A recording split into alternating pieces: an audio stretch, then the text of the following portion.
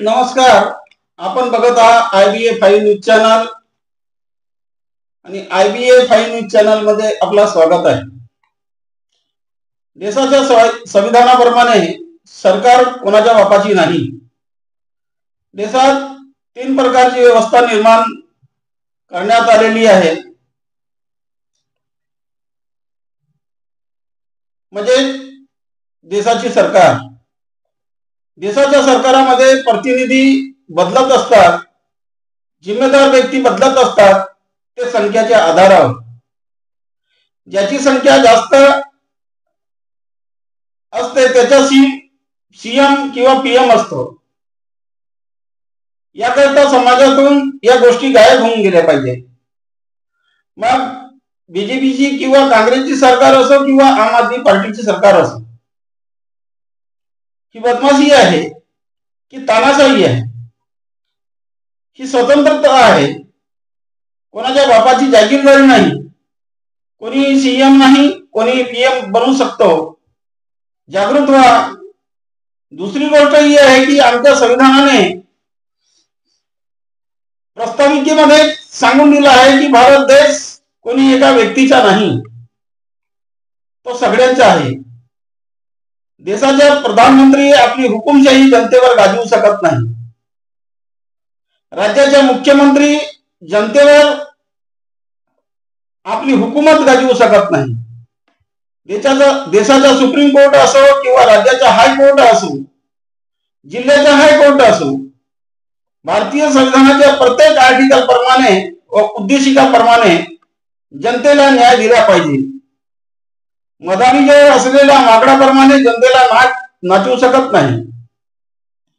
संविधानाचा अर्थ हा आहे की एक मानवीय व्यवस्था निर्माण होऊन देशातील जनता गुण्यागोविंदाने वागली पाहिजे. पण राज्यातील हिटलर देशातल्या जनते नवाबाला हे मान्य नाही. त्यांना एवढंच माहित आहे त्यांच्या धर्मात झगडे लावून आपला देश कसा चालवावा. जनता गेली चुलीत. देशाच्या सुप्रीम कोर्टाचा चीफ जस्टिस, राज्याच्या डेप्युटी जस्टिस, जशी सरकार चालते तोही तसाच चालतो. कारण राज्याचा हिटलर जसा चालतो तसा डेप्युटी जस्टिस चालतो. देशाचा संसद जसा चालतो तसा मुख्य जस्टिस चालतो. खरी गोष्ट अशी आहे की आमदार, खासदार, मंत्री बनणे सोपे आहे.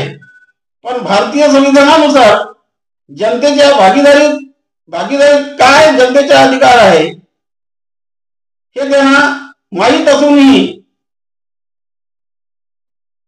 ते जनतेला भागीदारी देत नसतात. भारतीय संविधानानुसार जनतेला आमदार, खासदार जनतेची भागीदारी देतात काय? यांना माहित आहे की निवडणुकीत रुपयांच्या भरोश्यावर यांची खरेदी करून घेऊ, मशिनीमध्ये गडबड करून घेऊ. पण सिद्धांत असं नाही आहे. याकरिता सुरुवात खालच्या पातळीतून म्हणजे ग्रामपंचायत, पंचायत समिती, जिल्हा परिषद, नगर परिषद पासून सुरू झाली पाहिजे. खरं सांगायचं म्हणजे जनतेने जागृत झाले पाहिजे. भारतीय संविधानाने सर्वप्रथम आर्टिकल 12 ते 25 मध्ये फंडामेंटल राईट्स दिलेले आहेत. म्हणजे त्यांना आपण मूलभूत अधिकार म्हणतो. त्या मूलभूत अधिकारांचं आजही खच्चीकरण होत आहे. भारतीय संविधान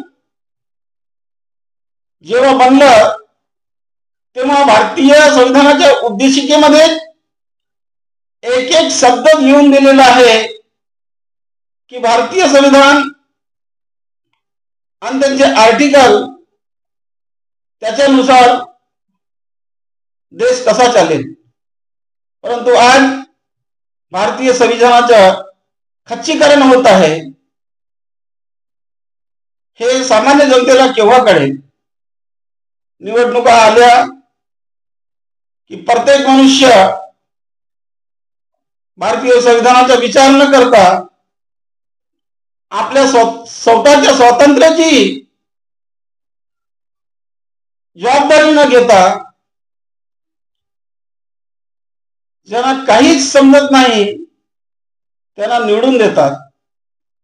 आज देशामध्ये आपण बघत आहोत की ज्यांचे वारे ज्या दिशेने वाहत असतात त्यांची सरकार निवडून येत नाही. याचं मूलभूत कारण काय? तरी पण आज देशामध्ये जनता जागृत झालेली नाही आहे. मी हिंदू, मी मुसलमान, मी ख्रिश्चन, मी अगडम बगडम धगडम याच्याच मध्ये सगळी जनता गुंतलेली आहे. याच्याने येणारे दिवस किती दुःखाची येतील यांना कळणार नाही. आता तरी जनतेने सगळ्यात आधी शिक्षणाकडे लक्ष देऊन लोकशाहीकडे वळल्या पाहिजे, भारतीय संविधानाचा अभ्यास केला पाहिजे.